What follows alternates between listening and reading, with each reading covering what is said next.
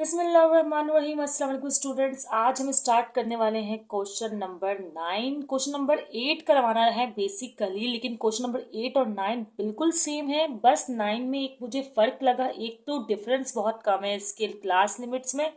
चलो पहले तो आपको क्वेश्चन शो करो। देखिए स्टूडेंट्स, ये है क्वेश्चन नंबर 9। क्वेश्चन नंबर 8 भी बिल्कुल सेम इसी की तरह है, ठीक है। बस फर्क ये है कि इसमें क्वार्टाइल्स भी मालूम करने के लिए कहा गया है, जबकि उस क्वेश्चन में नहीं कहा गया। जब और वहां जो जो स्टेप इस्तेमाल किए गए एक एक स्टेप सेम है, बल्कि एक्स्ट्रा ही होगा, ठीक है। देखिए, following data the show numbers of devices resulting in observe value in appropriate ranges. ये रेंजेस दी हुई हमें क्या क्या रेंजेस हैं? 10.5 टू 10.9। अगर मैं यहाँ लिखूँ, ये रेंजेस है हमारे पास 10.5 टू 10.9 और 11 टू 11.4। इसी तरह की रेंजेस हमें दी हुई है, जिसे मैंने क्लास लिमिट्स का नाम दे दिया है, ठीक है। क्लास लिमिट्स का मैंने क्या नाम दिया है? प्रोसेस से ये होता है कि आपको इसी तरह नेमिंग करनी पड़ती है और इसी तरह नेम्स देने होते हैं, ठीक है। तो यहाँ तक तो मैंने क्लास लिमिट्स लिख दी जो इन्होंने हमें दी हुई थी।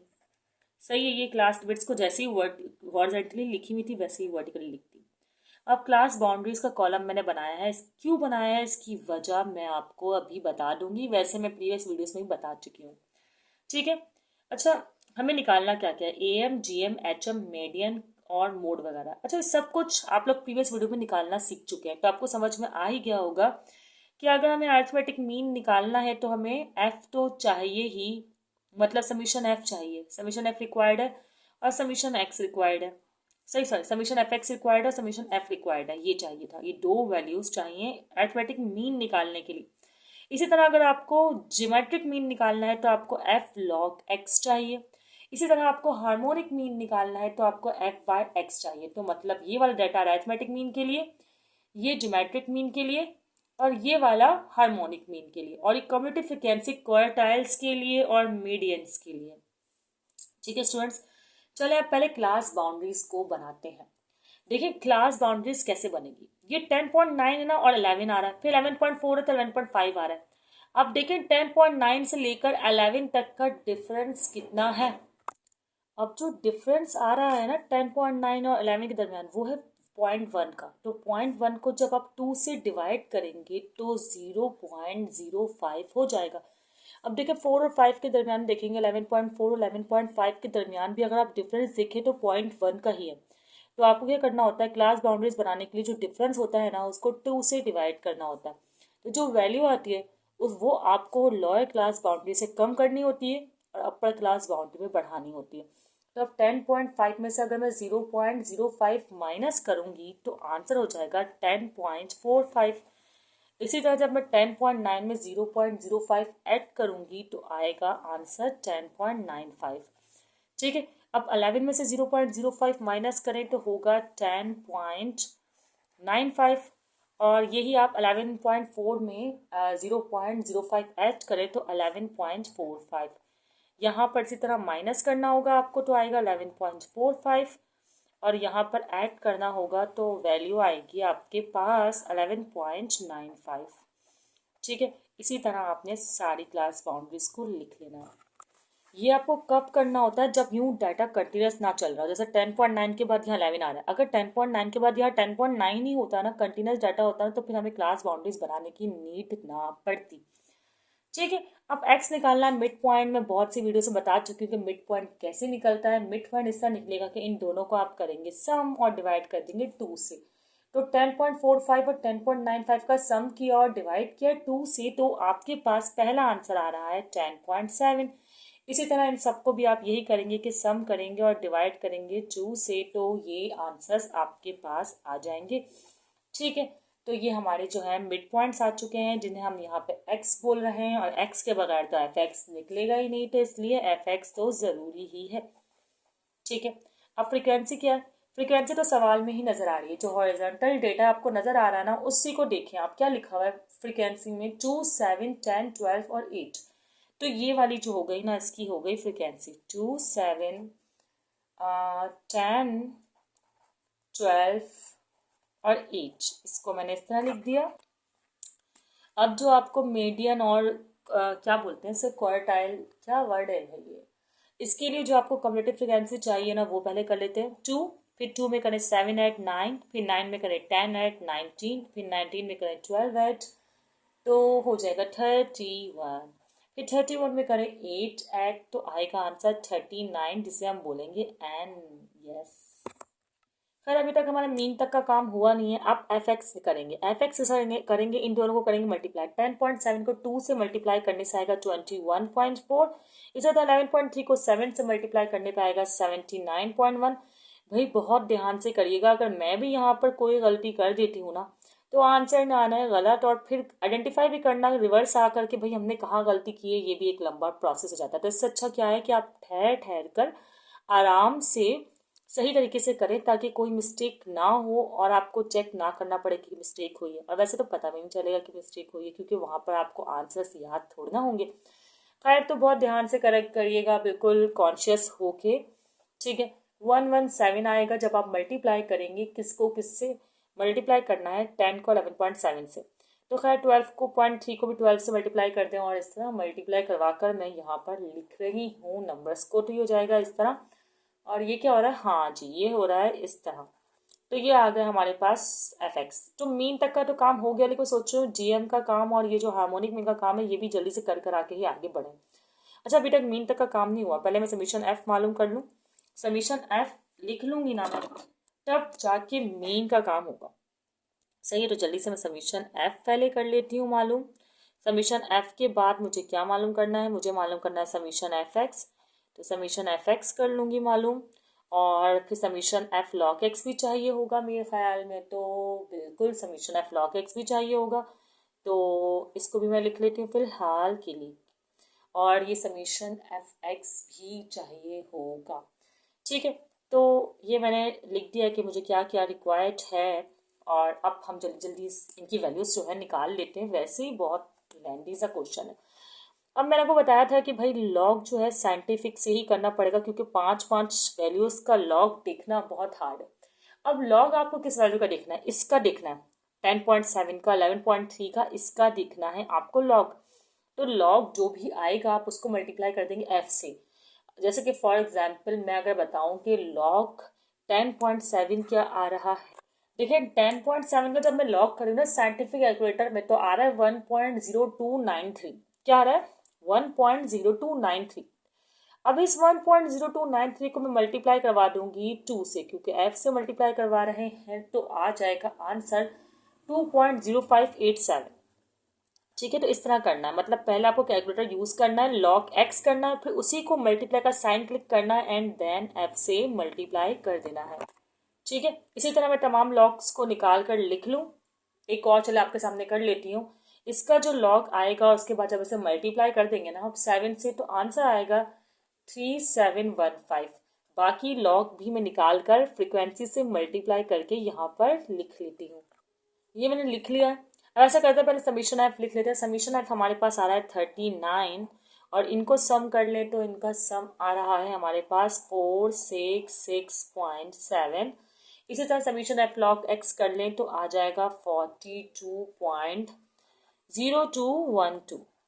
अब है ये कि एफ बाय एक्स करना है। ये रहा फ्रीक्वेंसी और ये रही एक्स, इन दोनों को करें डिवाइड। पहले 2 लिखिएगा, फिर डिवाइड कीजिएगा 10.7 से, तो आपके पास आ जाएगा 0.1869। ऐसे ही आपको इन दोनों को डिवाइड करना है, इन दोनों को और इनको। तो मैं डिवाइड कर लेती हूँ। ये मैंने इन सबको कर दिया है डिवाइड। अब इन सबको करना है सम, तो सम का आंसर आ रहा है 3.2665। 3.2665। ये आपको लग रहा होगा ना कि मैंने 3.2665 भी लिखा है। ठीक है, तो हमारे पास डाटा आ गया है। अब जल्दी से जो जो पार्ट्स बोले हैं वह मालूम कर लेते हैं। एक बात फिर से बता दूं कि इसमें मीडियन और मोड उस तरीके से नहीं निकलेंगे जो कि हम प्रीवियस क्वेश्चन में निकालते रहे हैं। ये ग्रुप डाटा है, तो इस पर फॉर्मूलाज भी ग्रुप डाटा के ही लगेंगे। मीडियन के लिए भी ग्रुप डाटा का फॉर्मूला लगेगा, और मोड के लिए भी, और बाकी वैल्यूज के लिए भी। देखिए स्टूडेंट्स, अब आपको पहले तो एम, जीएम और एचएम निकालने पर ध्यान रखना चाहिए। क्वार्टाइल्स भी क्या होते हैं ये भी मैं आपको ज़रूर बताऊंगी। बस वीडियो आप कंटिन्यू देखिएगा, तो आपको मुझे नहीं लगता कि कोई भी कॉन्सेप्ट आपका ये वीडियो कंप्लीट देखने के बाद रह जाएगा। ठीक है, तो अरिथमेटिक मीन का जो फॉर्मूला होता है ग्रुप डाटा के लिए, डायरेक्ट मेथड, इन्होंने कोई मेथड का नाम नहीं दिया है, तो हम सिर्फ और सिर्फ डायरेक्ट मेथड यूज़ करेंगे, और वैसे भी हमें ए और डिफरेंट वैल्यूज़ इनडायरेक्ट मेथड के लिए दी भी नहीं है। तो आपको अभी फिलहाल ये सिंपल फॉर्मूला अप्लाई करना है और करना है सॉल्व। ये रहा फॉर्मूला, समीशन एफ एक्स आपके पास है 466.7, और इसको आपने डिवाइड करना है समीशन एफ से, तो वो कितना आपके पास 39। तो इनको कर दीजिए डिवाइड, तो आपके पास आंसर आ जाएगा। ठीक है, तो मैं इनको डिवाइड कर रही हूँ और आंसर क्या आया है अभी हमारे पास 11.96। ठीक है, तो ये पार्ट तो हुआ मुकम्मल, मतलब एम का। अब जीएम की बात की जाए तो जीएम का यहाँ जो फॉर्मूला होता है ग्रुप डाटा के लिए वो होता है लॉग वाला, मतलब इसमें एंटी लॉग आपको लिखना होता है, तो आपके पास वैल्यू होगी एंटी लॉग, और एंटी लॉग के साथ summation F log x. Formula काफ़ी बड़ा था, शायद मैंने हेडिंग गलत डाल दी, चलिए कोई बात नहीं। Summation F log x divide by summation F. ठीक है, ऐसा ही फॉर्मूला है। अब आपको सिंपली इसको सॉल्व करना है। एंटी लॉग तो अभी फिलहाल आप लोग एज इट इज लिखें और वैल्यूज को करें पुट। ठीक है, तो वैल्यूज का समीशन एफ लॉग एक्स अगर देखें तो है 42.0212। इसको आप 4 डिजिट्स ही लिया करें, सही रहता है, आंसर एक्यूरेट आता है। तो ये हम कर लेते हैं। ठीक है, और यहाँ पर क्या है समीशन एफ जो कि 39, तो मैंने यहाँ पर लिख लिया, इनको दोनों को कर रही हूँ अब मैं डिवाइड।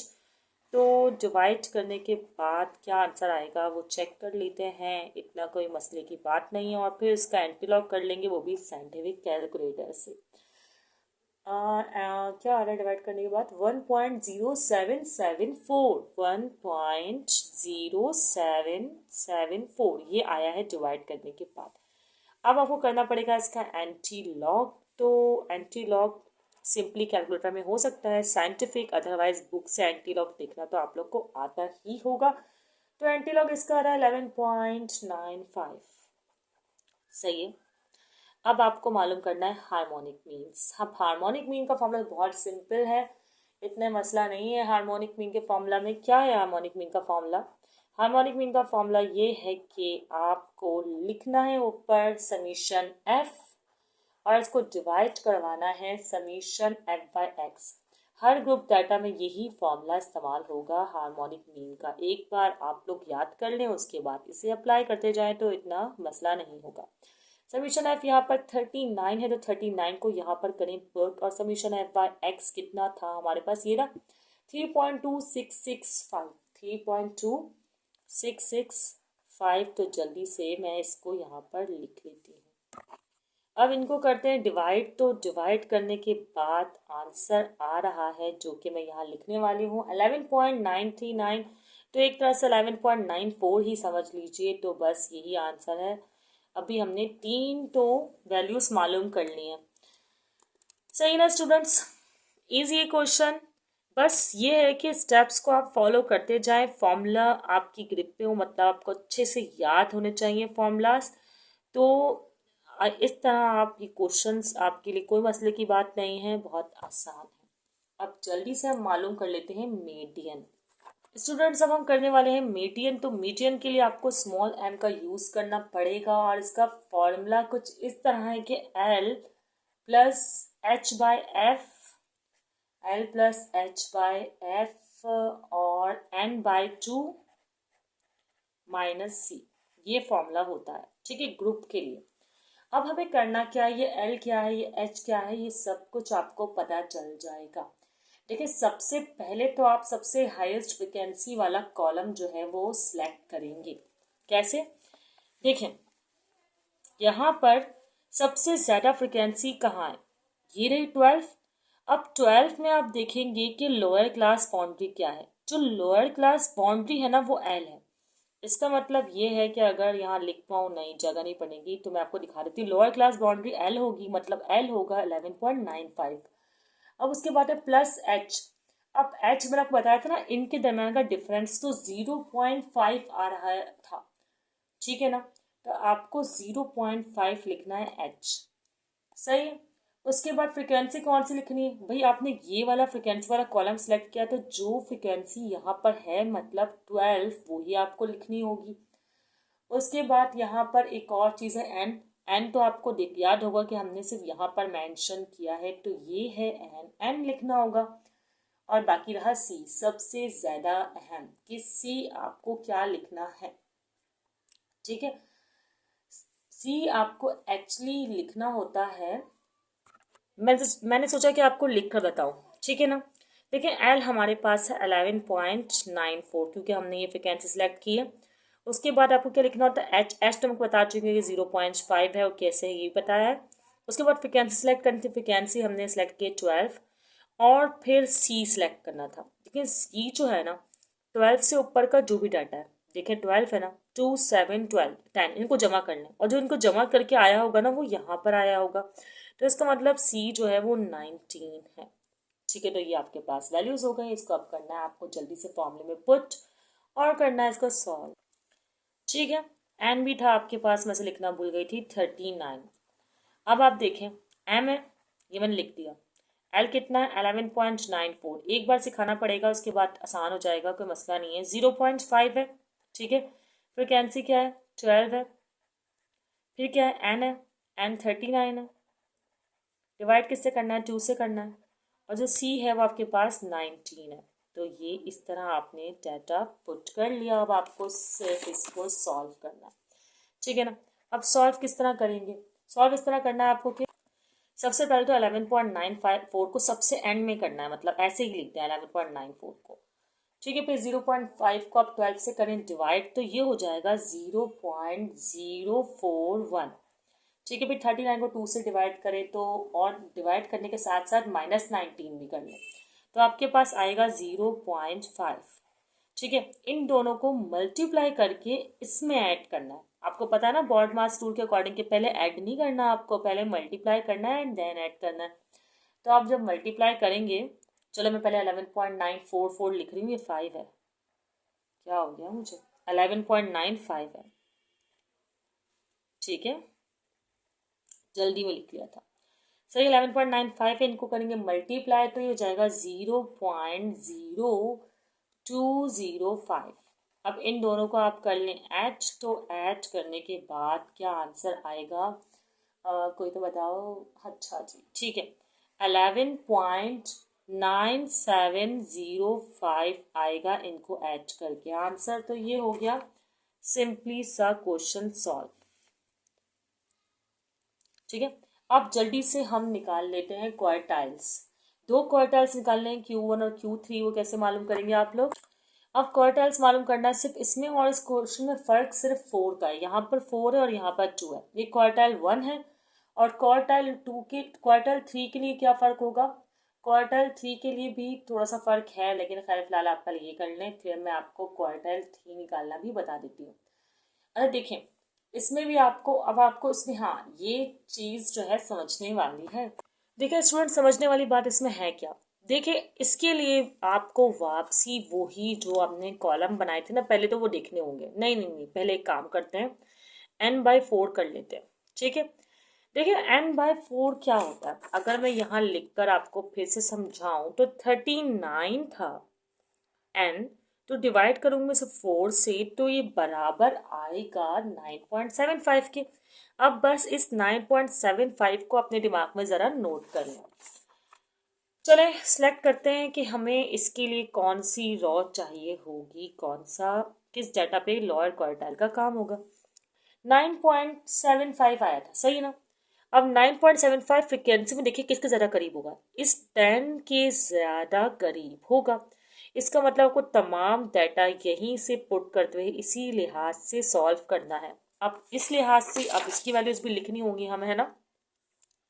अब 10 के पॉइंट ऑफ व्यू से मैं यहाँ Q1 लिख देती हूँ कि हम Q1 मतलब लोअर क्वार्टाइल के लिए काम कर रहे हैं। तो Q1 के लिए हमें क्या क्या चाहिए होगा, इसके मुताबिक 11 L जो होगा ना वो होगा 11.45, ठीक है। और H तो वही है भाई 0.5, फर्क तो वही है ना, डिफरेंस तो वही है। अच्छा फिर वो क्या है, अब फ्रिक्वेंसी होगी यहाँ पर 10। अब सी की बात करें, देखिए भाई सी अब ऊपर वाले बस यहाँ तक के काउंट होंगे, तो मतलब इसके ऊपर वाले ही लिया जाएगा, मतलब 9, सी यहाँ पर 9 होगा। एन वही रिमेन सेम 39। एंड यही 39 रहेगा। जल्दी सब डाटा को करते हैं पुट लोअर क्वार्टाइल में और आंसर निकालते हैं। काफ़ी हो गया है, वैसे ही ऑलरेडी लेंथी है क्वेश्चन। ठीक है स्टूडेंट्स, अब क्वार्टाइल 1 में हम जो डाटा पुट करने वाले हैं वो ये रहा, बल्कि ये रहा, नज़र आ रहा होगा ना। तो जो एल है हमारे पास लोअर क्वार्टाइल के लिए वो है 11.45, देख लें। उसके बाद एच वही 0.5 है, फ्रिक्वेंसी जो है वो 10 है, सही है। और आपको n/2 माइनस सी करना है ना, तो n 39 है, डिवाइड करना 4, सॉरी बार बार n/2 बोलती हूँ, आदत ही ऐसी हुई हुई है। सी और 9, ठीक है, तो ये हमने पुट कर लिया। अब मैं इसको हटा देती हूँ, बाकी का सोल्यूशन हम कर लेते हैं।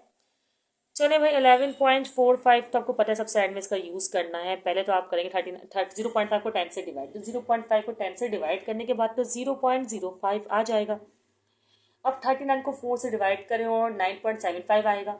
9.7 में से 9 को करते हैं माइनस, तो 9.75 में से जब 9 को आप करेंगे ना माइनस, तो 0.75 आएगा। अब इन दोनों को मल्टीप्लाई करके इसमें करना है एच, तो इन शॉर्ट 11.45 तो एज इट इज़ लिखा रहने दें और साथ में इन दोनों को करें मल्टीप्लाई, तो मल्टीप्लाई करके आ रहा है 0.0375 आ रहा है। अब इनको करवा दें एच। अब समझ में आ रहा होगा कि मैंने दोनों क्वेश्चंस क्यों नहीं करवाए, क्वेश्चन नंबर 8 और 9 इतना लेंथी है। एक तो आप लोग खुद प्रैक्टिस करके ना मुझे भी बताएं आंसर्स कि उसके आंसर्स क्या आ रहे हैं। हाँ, अगर उस क्वेश्चन का क्वेश्चन नंबर 8 का आपको सोल्यूशन चाहिए होगा ना, तो मैं कोशिश करूंगी कि आपको वो प्रोवाइड कर दूं, क्वेश्चन नंबर 8 का सोल्यूशन। क्योंकि मैंने 9 करवाया, मुझे लगा कि 9 करवाना बेटर है क्योंकि इसके पार्ट्स ज़्यादा है। तो यहाँ पर हो गया लोअर क्वार्टाइल, अब अपर क्वार्टाइल मालूम करना है।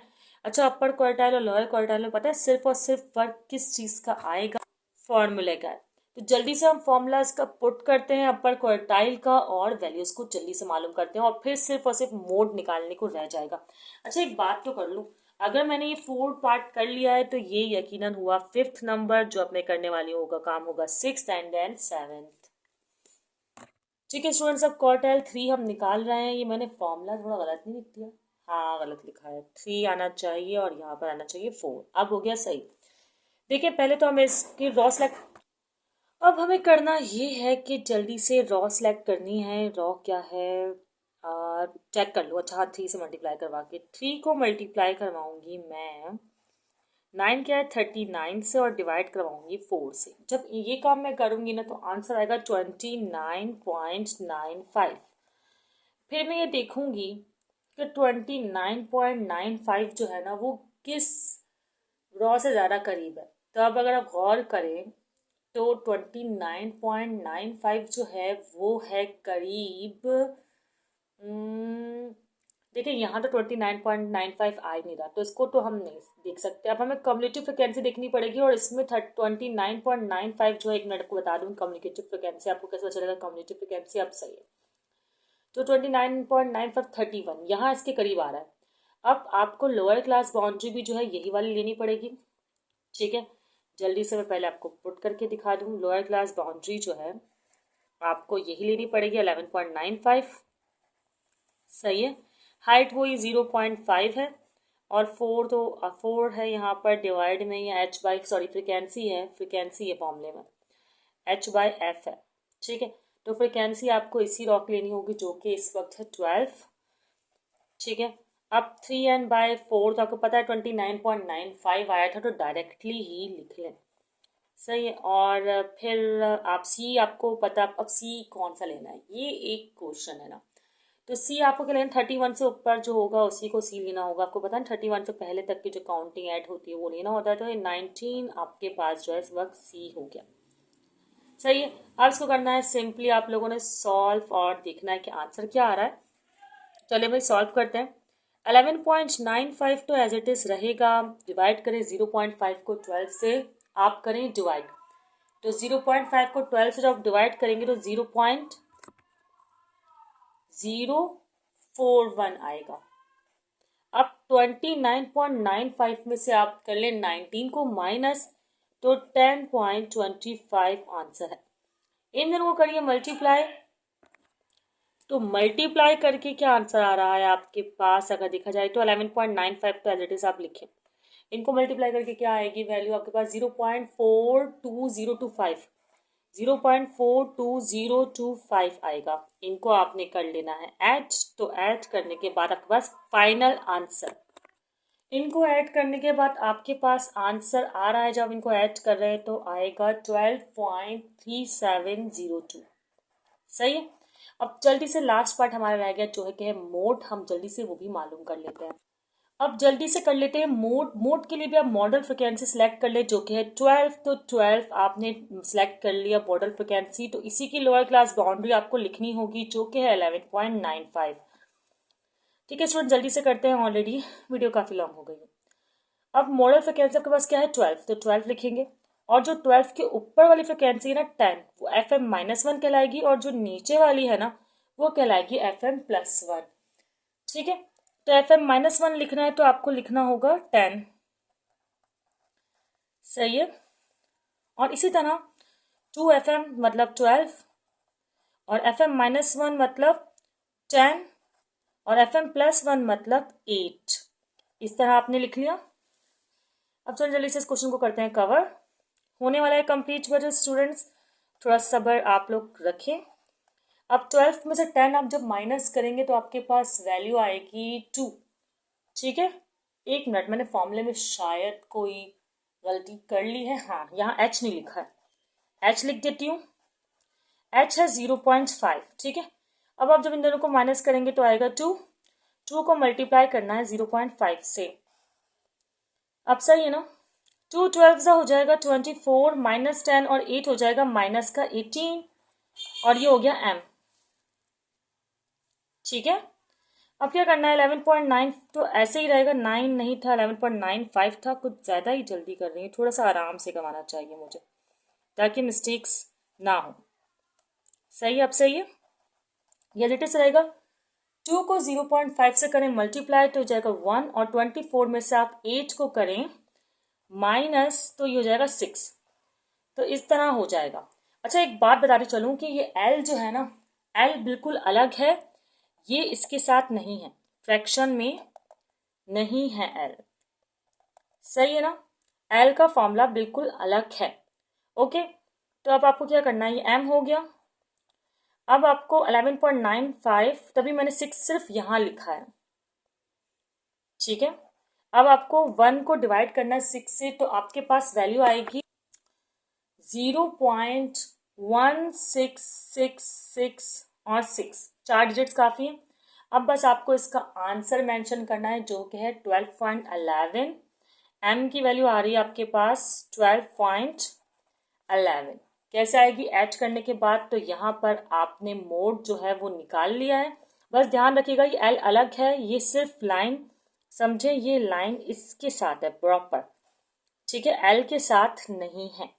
ओके स्टूडेंट्स, तो यहाँ पर हमारा क्वेश्चन नंबर 9 मुकम्मल हो गया, और ये एक्सरसाइज मुकम्मल हो गई। क्वेश्चन नंबर 9 बिल्कुल क्वेश्चन नंबर 8 की तरह है। ऑलरेडी इतना लॉन्ग क्वेश्चन था तो इसकी प्रैक्टिस आप लोग कर लीजिएगा, और वीडियो को दोस्तों को भी ज़रूर शेयर कीजिएगा। दुआ में याद रखिएगा। अल्लाह हाफिज़।